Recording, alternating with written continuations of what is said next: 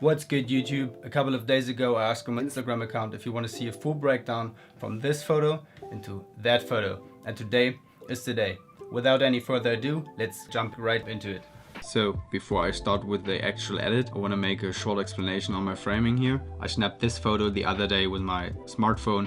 As you can see, the values over here are not the ones you usually see on a DSLR or DSLM camera, and the 1.54 mil is roughly 13 millimeters full frame equivalent. I wanted to have both in my frame, the window over here as well as the light streak down there. I didn't want to cut it off. Because of that, I wasn't completely straight and perfectly perpendicular to the wall. As you can see, there is slight lens distortion going on. Because of the edit, we won't see anything later. As you can see at the histogram, I underexposed my shot because I wanted to protect my highlights down here and over here. First thing I'm gonna do is I'm lowering my temperature because it's slightly off, so -6 does it pretty well, and the tint was slight greenish, so raise it up to about 6, 8, 9. So after that I completely pushed the contrast slider to the right hand side, so it's actually getting more contrast in the image and the dark parts more pronounced. I lowered the shadows a little bit, around -19 or -20, and I raised the whites a little bit, around 20, and my blacks -20ish here. Alright, so the next step is I lowered the texture and I lowered the clarity because I do not like this digital look. I like it more soft and a little bit more natural. Next is here vibrance and saturation. As you can see, saturation is actually affecting the whole image, and vibrance is a more smart way of affecting parts of the image. It doesn't completely crush it to black and white. And normally I raise vibrance and lower saturation, but in this case I did the opposite and lowered the vibrance to around -60ish, 65 around, and I raised my saturation to 32. Okay, I did not touch the tone curve at all. Only thing I have done was I lowered the luminance for the red, and as you can see at the letter here, there is this red box which holds the letter at the wall. I lowered the luminance to get a little more pop, and I raised the actual saturation a little bit, around 16, to get a little bit more reddish. Because I raised the whites at the beginning, as you can see it's a little bit blown out here because it's the yellow part of the image.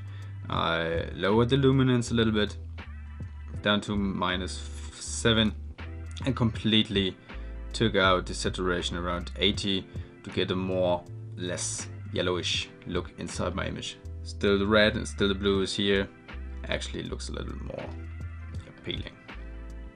As you can see, there are 2 blue bumpers at the wall painted in blue, and to give the blue a little bit more contrasty look, I lowered the luminance of the blue around 40-45, and as you can see, blue is coming more out again. And I raised a little bit more of the saturation to get an even more pop. I haven't done any split toning at all because my highlights are already nice as they are, and my shadows should be black as I want it to be. I sharpened the image particularly a little bit more, and what you can do is I'm on a Windows PC, and when I held down Alt and I move the slider to the right, you actually can see which parts of the image are affected by the sharpening, and it's pretty high here, around 95-ish, and it's sharpening a little bit more, so get a little more sharpening look at here. And I removed chromatic aberration and enabled profile corrections because it does a pretty good job. As you can see down here, it takes out a little bit of distortion, not as much, and that's basically it. And then the next step, I added a gradiated filter, dragged it out to this position and placed it down here to enhance the light streaks a little bit. And what I've done next was actually I lowered the whole exposure down to -3, and as you can see, the image is getting more and more stylized.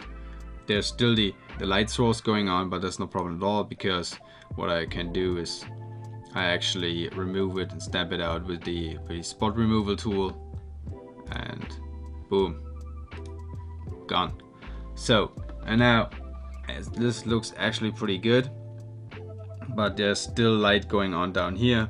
And now we have two options. We can brush it out, so we take our brush and paint over here over the whole image. You can activate the box down here, and so you can actually see which parts of the image are actually brushed, and afterwards you can erase it and remove, let's make it a little smaller, and remove the parts you do not want to be affected by the brush itself. Or you can use a second gradiated filter, which I have done. I took another filter, dragged it out a little bit, set it up to here, and what I've done next was I showed the selected mask overlay, so that actually shows you the range of your gradiated filter, and I activated over here range mask to luminance. And what it does for me is actually I can set a range, and this is for, set it to 8 or 9, and here down here to 33, and the smoothness I set it a little bit higher, up to roughly 90-ish, and as you can see, it spares out the light streaks. Now show select mask height off to actually see what's going on. I lowered the exposure value a little bit more, and as you can see, the shadows and my exposure a little bit more, and my blacks a little bit more. And now we have the final image. I didn't need it to brush it out and removed it afterwards because of the luminance mask. It's totally perfect. If you want, you can crop it a little bit more, maybe a square, like 1x1 for Instagram or so. Give it a new framing, like so. This is it, that's the final image, and what we've created is a high contrasty look between the shadow parts and the light streaks down here. And because there's so much negative space at the top and on the left hand side here, it creates a kind of loneliness and sad feeling. That's what actually a negative space does for us. Alright folks, this was my actual edit. I hope that helped you out. If you have any question, write them down below. Thank you all for watching, and until next time.